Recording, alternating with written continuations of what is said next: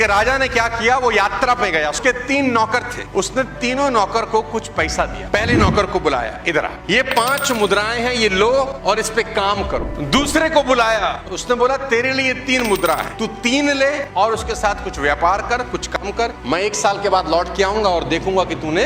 तीसरे नौकर को बुलाया, उसको 1 मुद्रा दी कि ये तेरे पास 1 है, तू जा इसके साथ कुछ कार्य कर, कुछ धंधा पानी कर, मैं 1 साल के बाद लौट के आऊंगा और देखूंगा कि तूने इसके साथ क्या। जिसको 1 दी उसने कहा कि राजा की मुद्रा बड़ी कीमती है, उसने तुरंत मिट्टी खोदी, उसमें दबा दी कि जब राजा आएंगे सुरक्षित निकाल के। 1 साल के बाद राजा वापस आए, तीनों को खड़ा किया, बोला अपनी अपनी मुद्राएं लेकर आओ। जिसको पहले को 5 दी थी, 5 की 10 बना दी, ये 10 मुद्राएं राजा जी आपको अर्पित करता हूं। राजा ने कहा वाह क्या बात है। दूसरे को जिसको 3 दी थी, उसने बोला मैंने भी धंधा किया राजा साहब, 3 की 5 बना दी है, ये आपके पास। तीसरे से पूछा तेरा क्या हाल है, उसने मिट्टी खोदी, बोला प्रभु 1 की 1 संभाल के रखी, कुछ खराब नहीं किया। राजा ने कहा वेल डन। राजा ने मंत्री को आदेश दिया कि जिसकी 1 है इससे ले लो और उसको दे दो जिसके पास 10। उसने बोला ये तो नाइंसाफी, हम पे तो 1 ही थी, वो भी आपने ले ली और उसको दे दी जिसके पास ऑलरेडी 10 है। तो राजा एक लाइन बोले, याद रखो जिसके पास है उसे और दिया जाएगा और इस तरह उसके पास बहुत हो जाएगा, लेकिन जिसके पास नहीं है उससे वह भी ले लिया जाएगा